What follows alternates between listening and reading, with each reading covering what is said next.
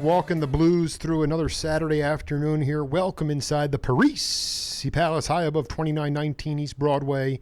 This is hour number 2 of the Jake Feinberg Show, streaming live on Power Talk 1210. Please go to powertalk1210.com, download the free app. You can stream all of our live local shows anywhere in the world. We're full on extraterrestrial radio, and we thank you for being part of the program today. And without further ado, I'm going to bring in one of my heroes, international heroes, a guy who is channeling the internal burn of any of the titans of melodic improvisation on a different continent. And he's been doing it for the last 50 years. Live from Munich, Klaus Doldinger, welcome to the Jake Feinberg Show. Hello. What an honor to be called by from the United States. I'm in Munich, Germany. Yeah, I got to tell you, and this is a shout out to Brian Auger who gave me your number. Oh yeah. You know, Klaus, it is really, truly one of my achievements, not just to connect with you, but now to be able to interact with you on this level. It's a high honor. So, and for everybody listening out there, thank you, Klaus, so much. Thank you very much. Can you talk about the first time that you had a chance to see John Coltrane play? Well, that was in Düsseldorf in the 50s, you know. I mean, I had the pleasure and the honor, you know, to meet many of the jazz musicians of those days in person, you know, like Dizzy Gillespie and Lionel Hampton. And I even heard Billie Holiday on her last tour to Europe. I think it was in 52 or something like that, long ago. So I remember all that because it were strong experiences for me as a young kid. I still, in those days, I still was going to the conservatory, studying classical piano, but I played saxophone already, and I had a band already, and, you know, for me this was very important to hear so much live music in those days. Why was it important? I beg your pardon? Why was it important to hear live music? Well, you know, if you just hear music from an album, that's okay too, of course. But when you meet musicians in a concert and see how they act on stage, you know, and how they fight to play their music and how they enjoy doing this, you know, and the way they talk to the audience and all that is so important, you know. And when you have a chance, like I did, to meet those guys then, you know, in person, that's the best thing that can happen to you. And so I was very happy and was very honored that I got a contract with Atlantic Records, with Nezio and Ahmet Ertegun, and my German friend and producer of those days was Siggy Locke. Nowadays he has a very good label, Act Music. And to be with the American label in those days was very important because in the 70s, you know, we had a lot of successful albums, starting with Atlantic and Warner Music. Nowadays, I just brought out my 35th album called Doldinger with some of the great musicians from here and my present band. And all that is so important, you know. If you are a musician on stage, that's okay too. But you got to have albums too, you know, and to write your own music and give the people a chance to get an idea what your music is like. You know, talking to Klaus Doldinger here, can you talk about the significance of jazz? I hate the word jazz, but we'll just call it melodic improvisation. In Germany, following World War II, how important was that music for your culture? Yeah, I must tell you that I during the Second World War, between my 4th and 9th year, I lived in Vienna in Austria with my mother and my brother, and we had to go back to Germany because the Russian army was just entering Vienna.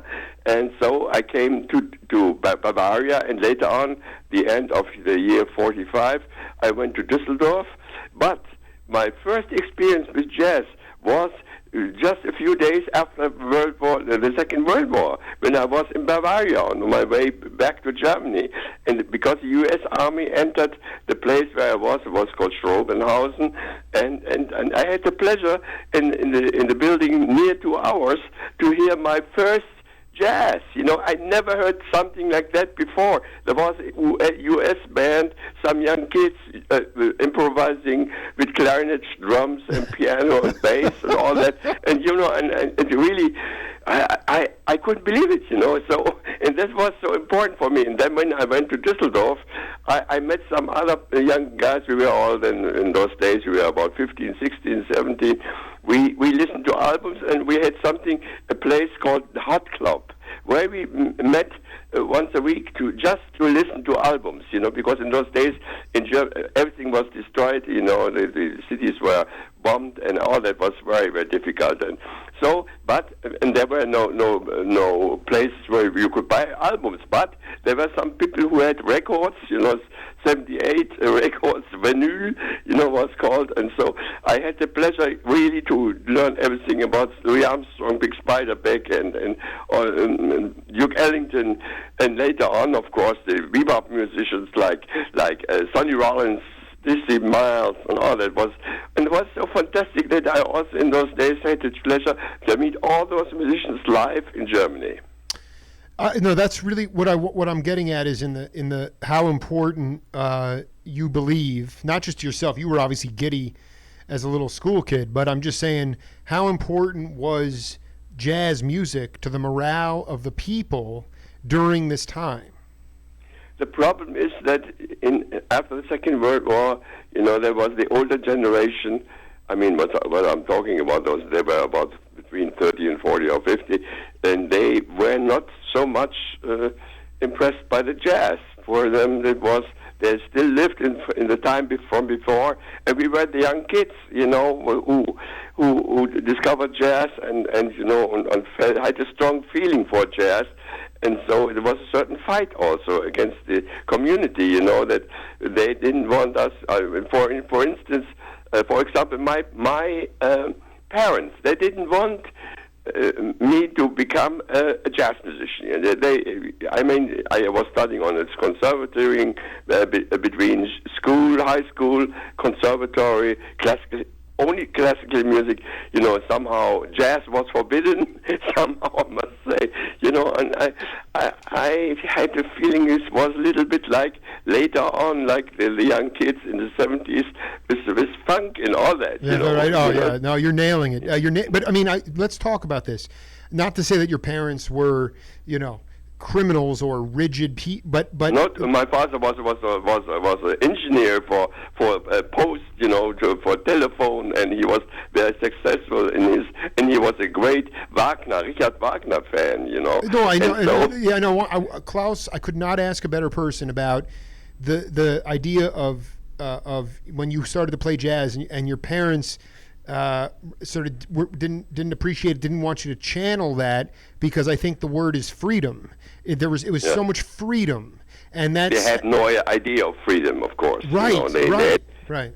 They never learned this, and they never had the experience, And after the Second World War, there were other things they were working on, to build up a new system for telephone for my father, and we had not enough to eat. All the big cities were destroyed totally, when I lived in Düsseldorf, it was like, it was really a horror to see.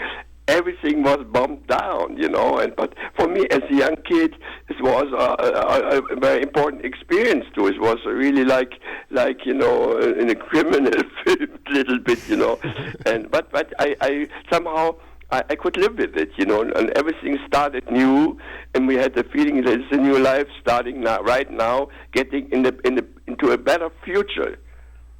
How in the 50s, when you really started to come of age, what was the presence of the Afro-American jazz there? I mean, like, how often were they there, and how did you connect or feel a connection with some of these Afro-American jazzers who, as we look back in time, never really were appreciated in their home country as they were in Europe?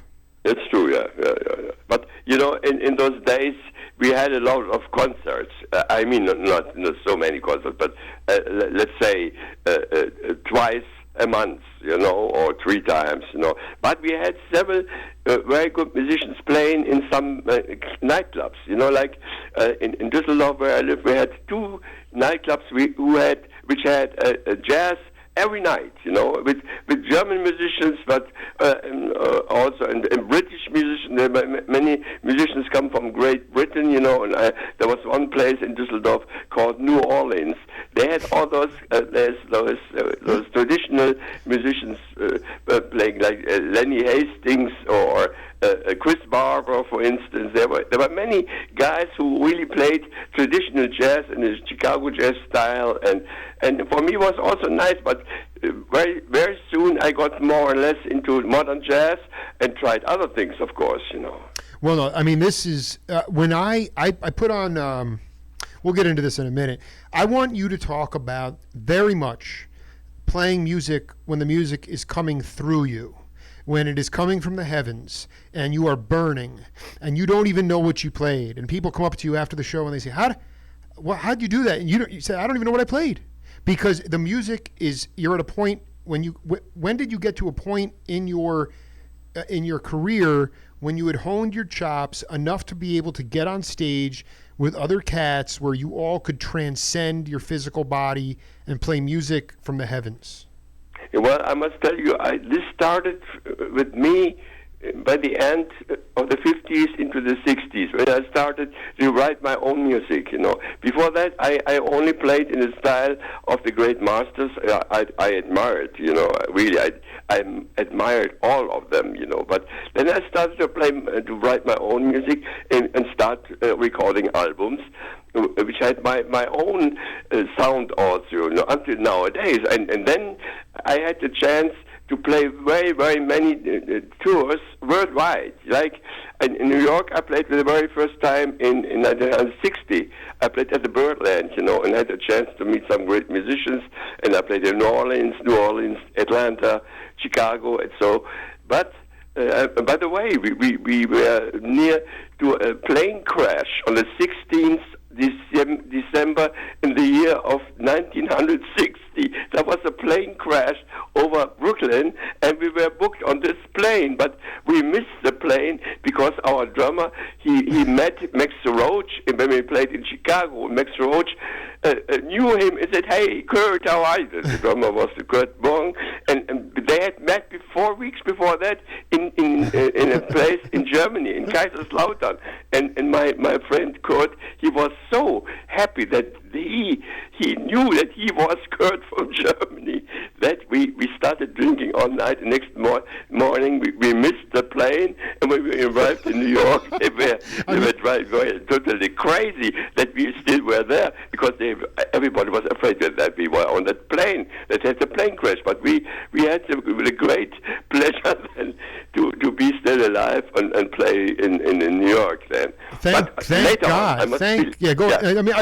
What I'm getting. So because I'm talking about the spiritual quality of music, not the formulaic classicalization of jazz, but the co-joining. I mean, this is so intoxicating for me, Klaus, because when I hear this stuff, Blues Happening, which is the greatest album, one of the greatest albums of all time has never been reissued, but the co-joining of blues and jazz was so in the hip together, so connected. Yeah, I must tell you that one of my really totally most important adventures in those days were was in 1960 when I was in New York. I went over to New Jersey and had the great pleasure to participate in a gospel service on a Sunday morning. And this really did move me so much, and it stayed in me somehow. And later on, of course, I played a lot also with blues musicians and with guys like Buddy Guy or Les McCann, all them, and this somehow gave me a lot. But there were other elements also, because in the 60s I played in Africa, North Africa, especially Morocco, then up in Syria, in Turkey. Then we went to Far East, to India. I even played in Afghanistan, in Kabul, and went over to Pakistan with my quartet, and played concerts there. Unbelievable. Are you? Wait, okay, please. Yeah. This is because a lot of cats. I mean, if you can believe this, I interviewed. I did my third interview with John McLaughlin this week. Well, the one place he has never played is North or South Africa. And Klaus, I want you to talk about the scales that were being the kind of impact of playing in the Middle East had on the rhythms of your band and your tunes. Sure. Please. But I never would have be able to play all that and compose music in this style without being there, met the musicians and the people, And also South America was important. Like in 1965, I did a tour to the South American continent. We played Brazil, in Argentina, Chile, Peru, Colombia, etc. And this was also a strong experience. So everything got in my heart somehow together, and I worked on it and found my own expression with the experience of what I've heard and played before. Could you talk about something specific that came into your heart, like what some kind of rudiment or some kind of pattern?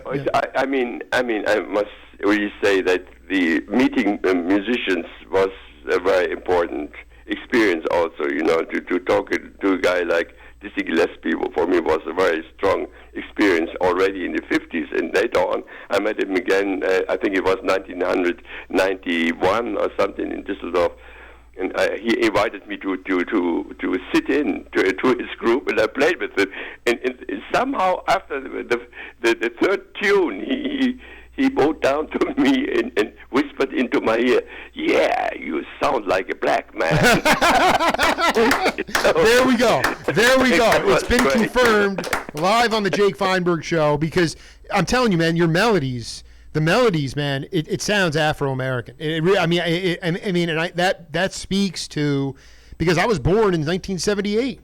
I was born what I'm saying is I hear... You're still a young guy. Well, yeah, feeling older every day, but, like literally when I hear the repetition, you repeat these themes, the melodies, I'm like, okay, who was influencing who? Was Klaus influencing, Charles Lloyd? All the great musicians I admire very much. There were also a guy like Stan Getz, of course, because of his musical taste and all that, But on the other hand, there was Sonny Rollins always, or Lucky Thompson was one I admired very much, I met him several times. I even played with him also. Or Don Byas was a guy like that. I went through different styles and all that got together in my heart, playing simple but also complicated once in a while. So, and we had some things called jazz workshops in Germany. So then I had the chance to invite people for instance, a drummer like Kenny Clark. Unbelievable. I got him together with a trumpet player from the United States, Don Ellis. Unbelievable. I wanted to talk to you about... Also French musicians. I had the pleasure, for instance, to play and the honor to play in Paris at the Blue Note, play opening act for Bud Powell or Johnny Griffin. Johnny Griffin was a friend of mine, and in the 70s he even joined me on two of my albums called Doldinger Jubilee. So being together with Johnny, of course, is fantastic. And we released an album in 2005. It's called Passport on Stage, and there's a double album, and one of the albums is with the big band of German radio Cologne, WDR called, and there was Johnny Griffin on it, and it's such a pleasure to hear this playing Klaus Doldinger with Johnny Griffin, one of my tunes, which is called 50 Years Later. Which was I wrote as a blues. I wrote for a concert which was given 50 years after Second World War, and for me was really a reason to write a tune like "Hey, who has blues changes?" because that's the most important thing I ever got into my heart. Besides every other thing I did. For instance, 3 days ago we played in Düsseldorf with a symphony orchestra. I have written some music for big orchestra because I have written also film music for big orchestras, of course. So we had a concert in Düsseldorf, and we played my jazz concertino, which is released on 1 or 2, jazz concertino and some other orchestral works like Cantilene for saxo tenor or alto cumulus and things like that.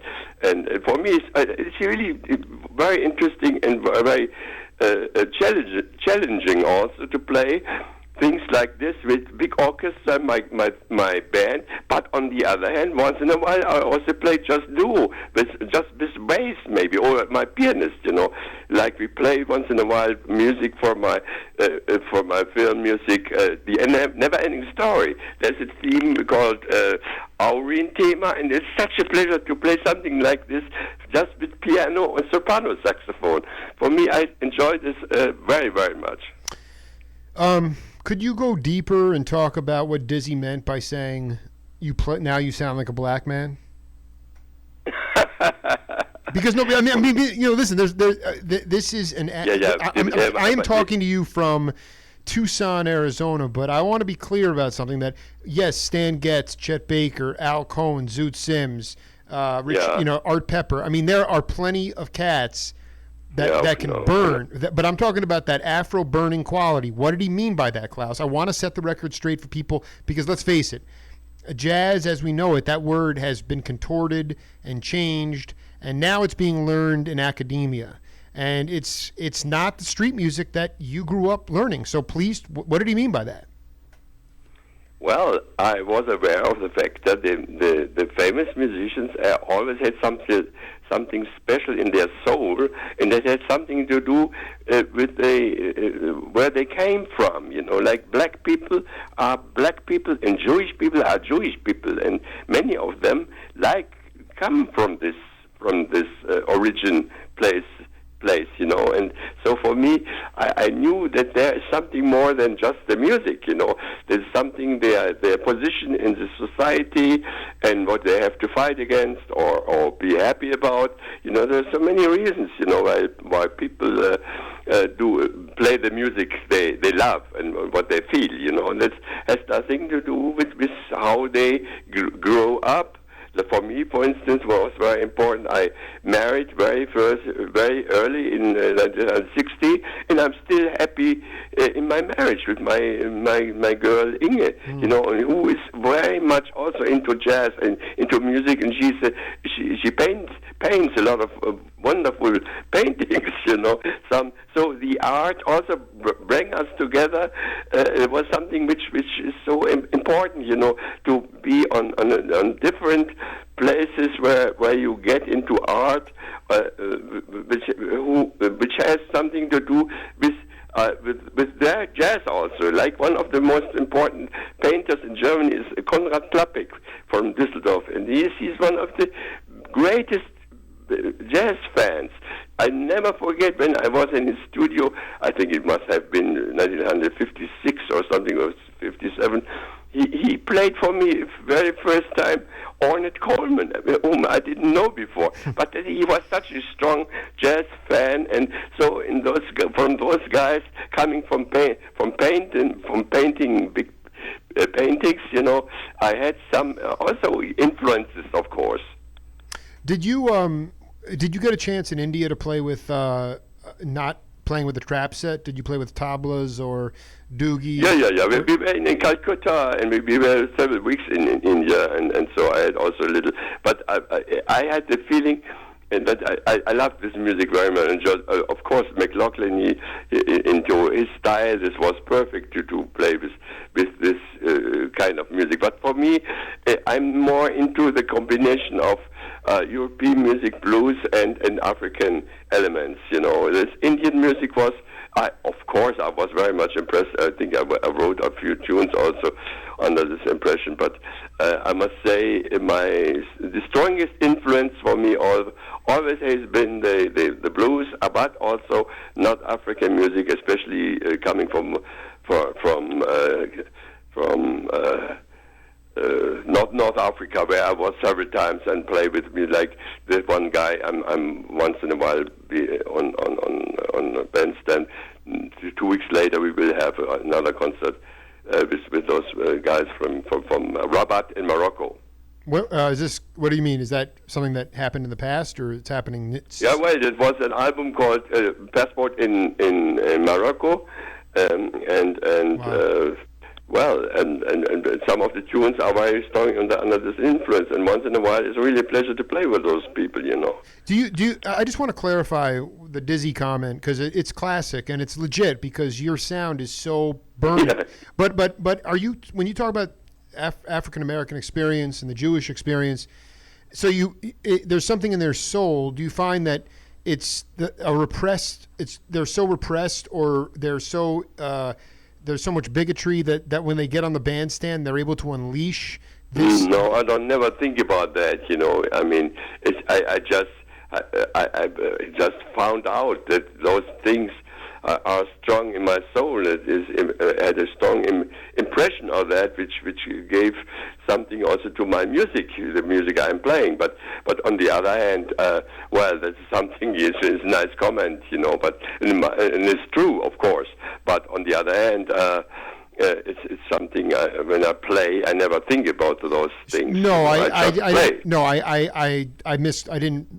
didn't phrase the question well. I mean, you talk about going to this gospel service in New Jersey. Yeah, I spent a lot of time I spent a lot of time talking to the guys about the Sanctified Church in the South, non-traditional trap. No, I just wanted to say that I avoid this impression. Those impressions were so strong for me that later on, in the 2009 and 10 and 11, I played several times with Ada James. Wow. With Ada, I have one recording from the Montreux Festival. We play Stormy Monday, and she was so strong, and she invited me also to play with her on some of her concerts. It was also for me a very strong experience. But on the other hand, I must say of some of my music I have written for films like Das Boot and A Never-Ending Story, which there is my music, of course, is totally different, but it's also a lot of elements are in there which don't sound like blues, but it's just the emotion which brings me to write a strong melody, and so it has to do something with it, also without sounding like a blues or gospel. So but the music is a very emotional thing, and you got to feel it, and then bring your feelings into the music, and this is of course a very complicated, difficult thing, but which happens unaware of what you're doing. You just do it. Because it's coming from your inside. Did you?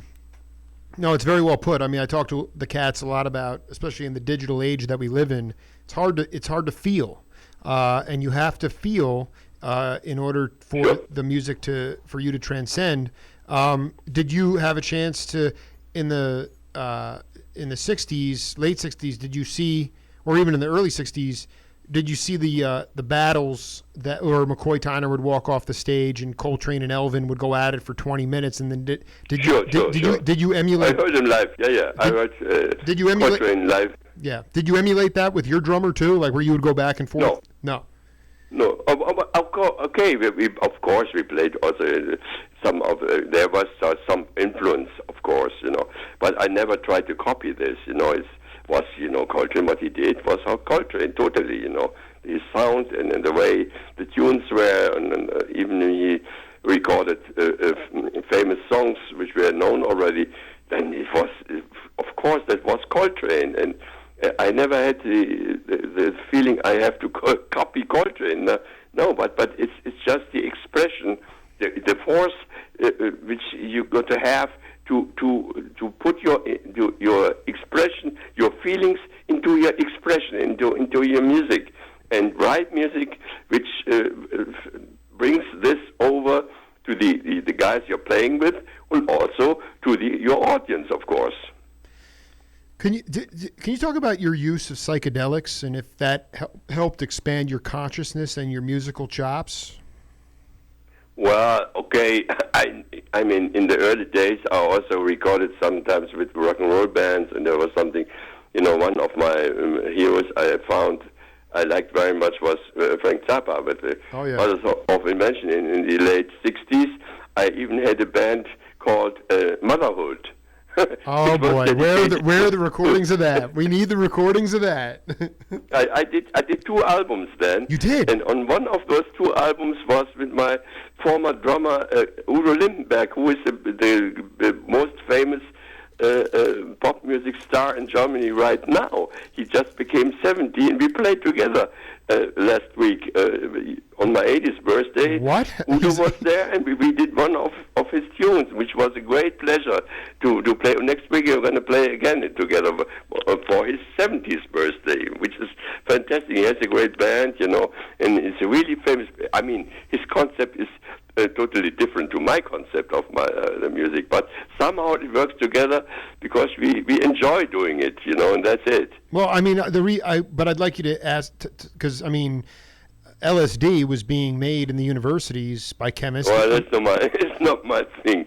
I never was into drugs, by the way. I mean, okay, we smoked this and that, but sure. No, I mean this is important because Derek, it goes both ways. There are cats that definitely. Yes, everybody has to make it up his mind in his own way. For me, never has been so important. Also, alcohol is. Not my thing, of course, I drink a beer every day or a glass of wine, but that's it. Well, that's good. No, this is. I'm just saying that there are plenty of cats that didn't ever do drugs or drink alcohol because they wanted to know that when they were playing spiritual music that they could transcend as in their normal state, and that to me is very important.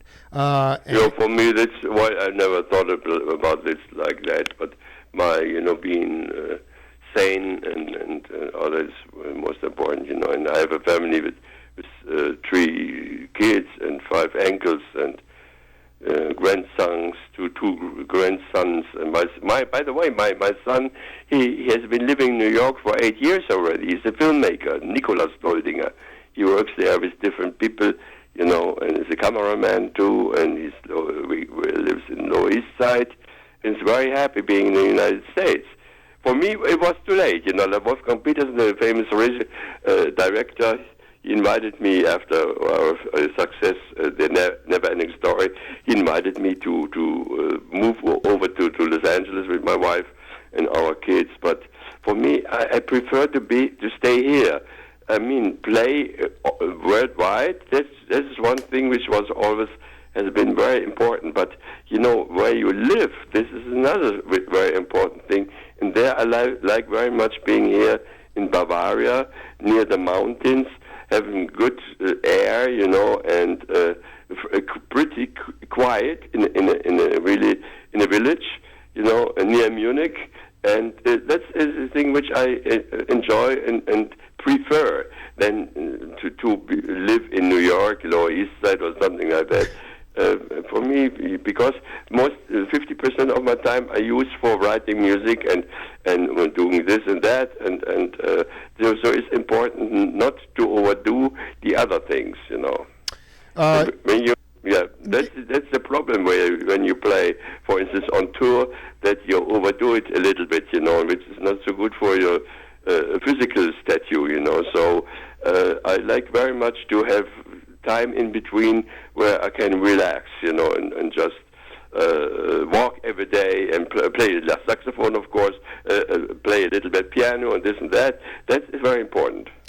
Well, Klaus, I'd like to do part 2 with you. I know it's late in Munich, and I really appreciate. Yeah, my wife was looking inside already. When do you come back? Well, she's like, why is he so excited right now at 11 o'clock at night? But listen, I love you, man. I'll get a copy of this to you, and I hope you enjoyed it. I had a ball with you, man. Okay, all right. All right. Cheers. All right. No, yeah. We'll talk soon, Klaus. It was an honor. You want to talk more? No, we will. I have to wrap up my show. It's ending now, but I want to do. I'll reach out to you and we'll do part 2 real soon. When?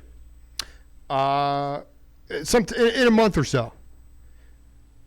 Okay. Okay. That's great. I had a ball with you, man. Thank you so much. Let's do it. All right, man. Thank you. Love you, man. Take care. Bye-bye. Good night. All right. Yep. Another trip Another Jake Feinberg show, another edition done. Thanks to Mike Roper. We'll be back next week, same time. Have a ball. Peace. I don't know. I've been playing blues for quite a while. I've been around the world a few times. But I don't understand. I just like to play the blues. It's not all the money that I want. I just like to play the blues. And I like for everybody to get together and all of us play the blues. Let's have a good time. Because blues is where it's at. I'm telling you, I love it. I can't help but play it. So when you wake up in the morning, You're a gig. and ain't got no money, or no gig, whatever you call it, you ain't got nothing but the blues no way, baby.